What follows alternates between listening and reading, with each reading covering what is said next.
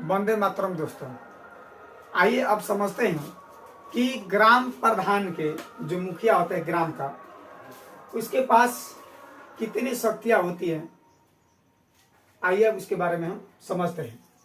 देखिए, गांव के जो मुखिया होता है, यानी ग्राम जो प्रधान होते हैं, मुखिया होते हैं, कहीं कहीं उनको मुखिया बोलता है, कहीं उनको जो है सरपंच कहा जाता है। ये जो है हम लोग के ये संविधान तौर में ग्राम पंचायत के बारे में जो है विवरण है। देखिए, 1992 के पहले भी मुखिया थे और 1992 के बाद भी मुखिया थे, और आज भी जो है हमारे गांव में ग्राम प्रधान की जो है चुनाव प्रत्येक 5 साल में, हर एक 5 साल में किया जाता है। देखिए, 1992 के पहले जो मुखिया होते थे उनका दर्जा संवैधानिक रूप से दर्ज नहीं था। मतलब कि उस 1992 के पहले यानी जो मुखिया जो बनते थे 1992 में ग्राम प्रधान का कोई जो है संवैधानिक जो है रूपरेखा नहीं था। लेकिन 1992 के बाद से 73वां जब संशोधन हुआ तो हमारे ग्राम प्रधान यानी जो मुखिया होता है उनका भी पंचायती व्यवस्था को जो है संवैधानिक दर्जा मिल गया। देखिए, 1992 के पहले क्या होता था कि जो हमारे गांव के जो बुजुर्ग जो भी मतलब कि शिक्षित जो पढ़े लिखे जो व्यक्ति होते थे, थोड़ा जो ताकि गांव के समस्याओं को समाधान कर सके, वो उन्हीं को जो है कोई अपने से बुजुर्ग को प्रधान मुखिया बना दिया जाता था। लेकिन उस समय जो है संवैधानिक रूप से उनकी कोई दर्जा नहीं मिली थी। लेकिन जैसे ही जब संविधान में 73वां संशोधन हुआ तो अनुच्छेद 243(6) के अंतर्गत 11वें अनुसूची में ये ग्राम प्रधान यानी हमारे जो है ग्राम पंचायतों का जो है विवरण का दर्जा दिया गया। देखिए, ग्राम प्रधान की शक्तियों में सबसे पहले गांव का मुखिया। अभी बताए थे कि जो गांव के जो मुखिया थे 1992 के पहले उनका कोई विशेष दर्जा नहीं थी।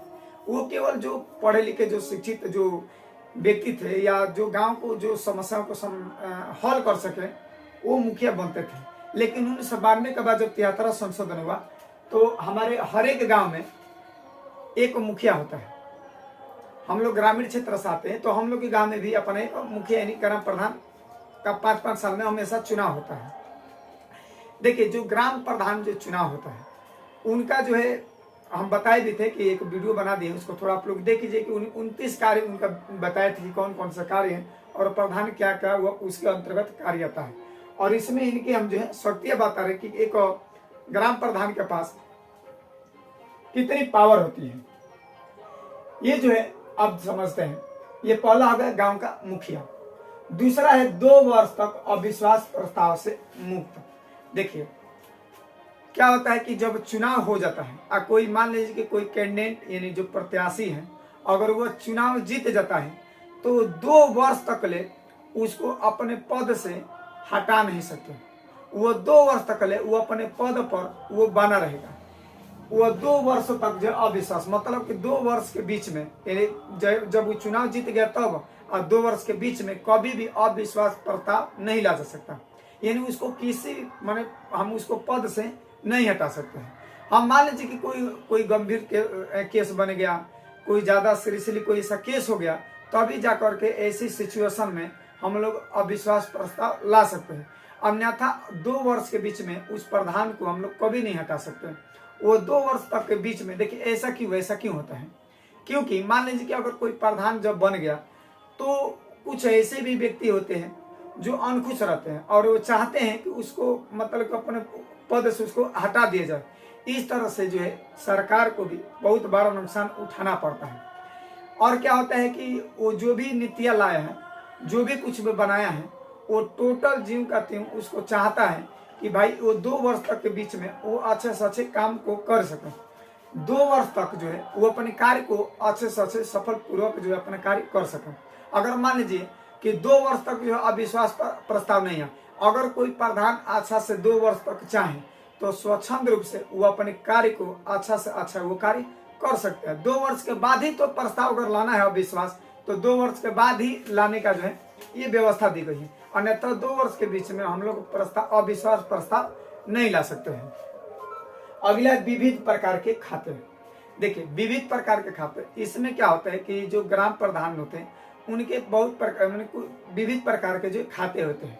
जैसे मान लीजिए कि कुछ खाते जो होते हैं जैसे जो वहाँ के सेक्रेटरी होता है और ग्राम प्रधान मिल करके दोनों का ज्वाइंट खाता खुला जाता है और उस खाते से दोनों को सिग्नेचर करके मैंने दोनों का सिग्नेचर लगता है और उससे जो पैसा जो उठाया जाता है वो गांव को विकास करने के लिए लगा दिया जाता है। यानी ग्राम प्रधान यदि चाहे तो देखिए सबसे बड़ा जो भूमिका होती है वो हमारे प्रधानी की भूमिका होती है। जैसे मान लीजिए कि भारत में एक राष्ट्रपति का भी पद है, लेकिन नाम मात्र के वो मतलब कि जो भी कार्य करते हैं वो टोटल एक राष्ट्रपति ना करके टोटल कार्य प्रधानमंत्री संभालता है।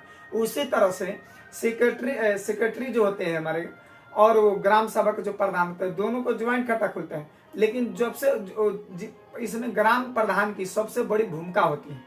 ग्राम प्रधान चाहे तो वो पैसा उठा करके कितना कहाँ पर लगाना है वो ग्राम प्रधान जो है लगा सकता है अपने गांव को विकास करने के लिए।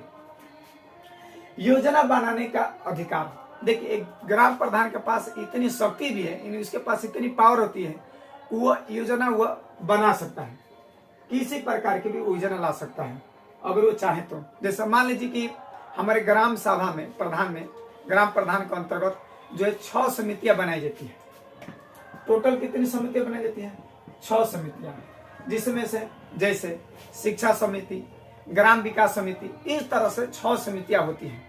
और उस समिति को जो है अपना प्रयोग योजना बना करके मान लीजिए कि जो वार्ड मेंबर होते हैं उनके साथ मिल करके वो अपना एक योजना बना सकता है।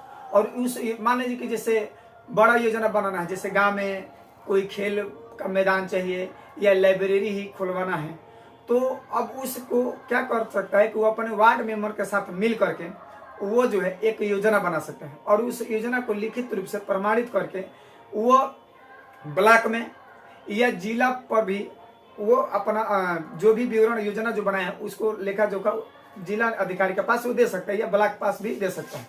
और यहाँ तक उसको ये भी हक दिया गया है तो वो ऐसा भी कर सकता है, यदि मान लीजिए कि ब्लॉक पर या जिला अधिकारी पर जिला के पास मतलब कि डीएम के पास वो अपने योजना का जो है विवरण दिया और कोई भी इसकी ओर जो ध्यान नहीं दिए तो वो चाह भी दे तो मुख्यमंत्री तक भी वो जा सकता है वो अपनी योजना को लाने के लिए कि साहब हम लोग जो है डिस्ट्रिक्ट मजिस्ट्रेट और ब्लॉक के पास जो है अपने तार्किक रूप से लिखित रूप से अपने गांव को विकास करने के लिए हम लोगों की योजना बनाए थे, लेकिन इसकी ओर कोई जो है ध्यान नहीं दिया। तो वो क्या कर सकता है कि मुख्यमंत्री के भी वो अपना विवरण दे सकता है। यहाँ तक उसका हक भी है कि वो प्रधानमंत्री को भी अपने गांव को विकास करने के लिए वो योजना को लागू करने के लिए प्रेरित कर सकता है। अगर मान लीजिए कि प्रधानमंत्री, मुख्यमंत्री या डीएम या ब्लॉक प्रमुख जो भी हैं अगर उस गांव को विकास को नहीं ध्यान दे रहे हैं तो उसके इतना तक भी हक मिला है वो अपने गांव को विकास करने के लिए वो न्यायालय भी जा सकता है। मान लीजिए कि देखिए जो 6 समितियां जो बनी है, 6 समितियां में लाइब्रेरी मानी पुस्तक शिक्षा संबंधी समिति हो गया, ग्राम विकास समिति हो गई, वो जो समिति जो बनाता है उस समिति में कोई अध्यक्षता के लिए और उसी के मतलब 6 समितियां हैं, उस 6 समितियों में अगर किसी को अध्यक्ष बना तो वार्ड मेंबर में से उसे सिलेक्ट करके किसी को कार्यभार जो है सौंप सकता है। और यहाँ तक उसको हक भी दिया गया है वो चाहे तो किसी को सौंप करके किसी मान लीजिए कोई वार्ड मेंबर को सौंप देगी कि भाई तुम ये काम करो और वार्ड मेंबर वो अच्छा से कार्य नहीं कर पा रहा है तो यहाँ तक उसकी ये शक्ति प्रदान की गई है कि वो चाहेगा तो हेर फेर भी कर सकता है, मतलब वो बदल भी सकता है, इतनी उसके पास अधिकार दिया गया है। देखिए इसलिए हमारे जो गांव में जो प्रधान जो चुनाव किया जाता है उसमें क्या होता है कि अधिकांश हमारे ग्रामीण क्षेत्र में देखा गया है कि कोई प्रधान जो है ज्यादा पढ़ा लिखा नहीं हो पाता है और किसी तरह से वो चुनाव जीतने का प्रयास करते हैं। कुछ ऐसे भी लोग होते हैं कि बलजोरी करके दबाव डाल करके प्रेशर दे करके या किसी तरह से हाथ पैर जोड़ करके विनती करके वो लोग चुनाव जीत जाते हैं। लेकिन सही मामले में देखा जाए तो उनका जो मतलब कि अपने गांव के विकास करने का जो एक सेंस होता है उन लोग के पास उतना जो है डेवलपमेंट नहीं हो पाता है, जिससे एक व्यक्ति वो विकास नहीं कर पाता है। देखिए अगर मान लीजिए कोई पढ़ा लिखा व्यक्ति है तो उसको कहाँ व्यवस्था कौन सी योजना लानी है, कहाँ उसको जमा करना है, कहाँ हमको किस तरह से विकास करना है, वो उसके पास अगर पढ़ा लिखा कोई व्यक्ति है तो पूरा समझ लेता है और वो अपने गांव को विकास करने के लिए वो लड़ाई भी लड़ सकता है। अभी बताएं कि यहाँ तक कि प्रधान के, ग्राम सभा के जो प्रधान होते हैं उनका इतना हक दिया गया है कि वो जा करके कोर्ट में भी, मतलब कि न्यायालय में भी अपने गांव को विकास करने के लिए वो लड़ाई लड़ सकता है। इसलिए देखिए अभी भी कुछ योजनाएं सरकार बना रही है कि एक लिमिट रख दिया जाए कि एक प्रधान जो है इतना तक पढ़ाई करना जरूरी, उसके पास इतनी एलिजिबिलिटी यानी योग्यता होनी जरूरी है। देखिए हमको तो ये लगता है कि ग्राम प्रधान के से ज्यादा जानकारी तो हमारे एसएससी वाले, ये पुलिस के जो तैयारी कर रहे हैं, कंपटीशन वाले बच्चे बहुत जानकारी रखते हैं, क्योंकि वो लोग जो है पढ़ाई रूप में है और वो लोग जो है संविधान को अच्छे से पढ़ाई करते हैं और ग्राम प्रधान, राष्ट्रपति, उस सभी को जो है विवरण को अच्छे रूप से समझ लेते हैं। और यहाँ तक कि सरकार ये समिति भी बनाने का प्रयास कर रही है कि आगे चल करके ऐसा किया जाए कि ग्राम प्रधान का अगर चुनाव हो तो उसमें भी उनकी योग्यता को निर्धारित किया जाए, उनके अर्हता को निर्धारित की जाए कि ग्राम प्रधान जो है कितना पढ़ा होना चाहिए। अगर मान लीजिए अगर उसके पास एजुकेशन है तो अपने गांव को अच्छे से अच्छे वो विकास कर सकता है। अन्यथा आप तो देख ही रहे हैं कि गांव में किस तरह से हम लोग का चुनाव होता है। तो योजना बनाने का अधिकार भी एक ग्राम प्रधान का जो है होता है। अगला जो है हम लोग का यात्रा खर्च। देखिए एक प्रधान के पास मान लीजिए कि कहीं ब्लॉक पर जाना है, जिले पर जाना है, तो उसको आने जाने के जो खर्चा जो है लगता है, तो वो खर्चा जो है वो सरकार देती है ताकि जो है आप कहीं भी जाए तो आपको किसी प्रकार का कोई दिक्कत ना हो। ऐसे तो उनका पेमेंट तो अपना बना है, हर एक राज्य का ग्राम प्रधान का जो होते हैं उनका अलग अलग राज्य का जो ग्राम प्रधान होते हैं उनका अलग अलग पेमेंट होता है। अगला क्या है, पुलिस को रिपोर्ट। देखिए जैसे मान लीजिए कि कोई ग्राम प्रधान है, ग्राम प्रधान भी मान लीजिए कि उनकी संख्या होगी गांव में, जो संख्या है 8,000 10,000। अगर मान लीजिए कि जो ग्राम प्रधान जो होते हैं, ग्राम प्रधान में उनके गांव में कोई एक लड़का जो है मान लीजिए कि नौकरी पा गया, तो उसके वेरिफिकेशन के लिए जो लोकल पुलिस के जो मैंने जो थाने के जो होते हैं लोकल पुलिस वो आते हैं और जांच पड़ताल करते हैं, यहाँ तक कि उसके बारे में पूछते हैं। अगर मान लीजिए कि ग्राम प्रधान के पास पहुंच गए तो ग्राम प्रधान अगर बता दे कि हाँ वो लड़का जो है अच्छा है, पूछते हैं उससे पुलिस कि भाई वो लड़का कैसा है, चोर डकैत तो नहीं है, उसका चरित्र कैसा है, कैरेक्टर कैसा है। तब अगर पुलिस की रिपोर्ट करता है और मान लीजिए कि अगर पुलिस पूछ रहा है, अगर वो प्रधान भी बता दे कि नहीं वो लड़का अच्छा है, तो उसे पुलिस की पूरी रूप से संतुष्टि हो जाती है। या कभी कभी पुलिस ऐसे भी करते हैं कि उसके आसपास पड़ोस वाले व्यक्ति से भी उसके कैरेक्टर के बारे में पूछ लेते हैं। देखिए समिति में हेर फेर बदल, अभी पहले ही बता दिए थे कि ये जो योजना बनाने का अधिकार में बताए थे कि उसी वार्ड मेंबर में वो अपना योजना बनाते हैं और उस योजना को मतलब 6 समिति का जो गठन किया जाता है उसमें भी मतलब कि अगर चाहे कि मान लीजिए कोई उसमें एक अध्यक्ष बना है और कोई इसमें व्यक्ति अच्छे से कार्य नहीं कर रहा है तो वो हेर फेर बदल भी कर सकता है, वो किसी को पद से हटा भी सकता है। उसके बाद क्या है कि मैंने वो अपने पद से हटाने का मतलब ये है कि वो किसी हेर फेर बदल कर सकते हैं, दूसरे को वो उसके स्थान पर ला सकता है। न्याय पंचायत। देखिए न्याय पंचायत क्या है कि ग्राम प्रधान में ऐसा होता है कि कहीं जो गांव होते हैं उनमें क्या होता है कि कभी का झगड़ा विवाद हो जाता है भूमि को लेकर के, जो नॉर्मल जो झगड़ा होती है, भूमि विवाद, सड़क लेकर के, नली को लेकर के, ये जो विवाद होता है ना, ग्राम प्रधान को इतना हक दिया गया है, वो ग्राम प्रधान क्या करता है कि उस झगड़े को सुलह भी कर सकता है, उसको समझा भी सकता है। ये न्याय पंचायत है। न्याय पंचायत में बताया कि ये जो ग्राम प्रधान जो होते हैं वो नॉर्मल झगड़ा जो है वो सुलह कर सकता है। अब देखिए ब्लॉक शहर की बैठकों में शामिल, जैसे मान लीजिए कि गांव को विकास करने के लिए ब्लॉक पर सभी प्रधानों की जो है बैठक हुई, तो उसमें भी वो शामिल हो सकते हैं। अपने गांव को विकास के लिए जो भी बात है, जो योजना बना रहे हैं, जो भी मतलब की जो मांग हो रही है वो अपने दे सकता है। शहर की बैठकों में जैसे मान लीजिए कि जिला लेवल पर बैठक हुई तो वो प्रधान जो है वो जिले में जहां पर बैठक हो रही है वहां पर पहुंच करके अपनी गांव को बात के जो है गांव के बारे में चर्चा करके वो अपनी गांव को बढ़ाने का जो है वो मुद्दा उठा सकता है। उसके बाद अनिकार भी बताएं कि देखिए अनिकार में आप वीडियो जाकर के डिस्क्रिप्शन में देख लीजिएगा कि हम वीडियो चार्ट में देख लीजिए क्योंकि एक 29 जो कार्य होते हैं वो आप लोग को 29 कार्य में कुछ कार्य समझा दिए थे, आप लोग समझ सकते हैं कि इनके पास इतनी शक्ति होती है कि वो अपने गांव को विकास करने के लिए अपने देखिए 5 वर्ष बहुत ज्यादा होता है, जितनी जनसंख्या ज्यादा होती है उसके अनुसार उस गांव में करोड़ों रुपया आते हैं। अगर कोई प्रधान सच्चे मन से अगर अपने गांव को विकास करने के लिए अगर 5 वर्ष में अच्छे से यदि कार्य कर दे पूर्ण रूप से, तो लगभग हमें ये नहीं लगता है कि वो अविकसित रहे। हमें ये विश्वास है कि यदि कोई प्रधान अपने गांव को विकास करने के लिए 5 वर्ष में जो भी पैसा आ रहा है, अगर उसमें से लगभग हमको अगर 70% भी अगर पैसा वो खर्च कर देना, तो गांव जो है एक सिटी बन सकता है, गांव सिटी बन सकता है, स्मार्ट सिटी बन सकता है, स्मार्ट गांव बन सकता है। तो देखिए, इसलिए हम तो यही कहते हैं कि भाई जो योग्यता जो निर्धारित की गई है पढ़ाई लिखा करके, आप हमेशा देखिए एक प्रधान जो है क्या है उसके पास हम लोग ये समझा दिए हैं। मान लीजिए कि आप ये समझ गए और मान लीजिए कोई किसी प्रधान के पास गए और वो प्रधान से बोले कि महाराज आप जो है हमारे गांव में ये हमको ये कमी है, हमारे गांव में ये कार्य नहीं है, आप काम करा दीजिए ना। तो मान लीजिए कोई प्रधान करे कि नहीं ये तो हमारे कार्य क्षेत्र में नहीं है, लेकिन उसके कार्य क्षेत्र में आ रहा है, उसके पास कुछ मतलब जानकारी है नहीं तो हम नहीं जानते हैं, लेकिन मान लीजिए कि कहीं झूठी बोल रहे कि नहीं हमारे कार्य क्षेत्र में नहीं है, लेकिन यदि आप समझ लेंगे तो आप उसको समझाएंगे कि नहीं ये आपके कार्य क्षेत्र के अंतर्गत आता है, आप कार्य कीजिए और अपने गांव का विकास कीजिए।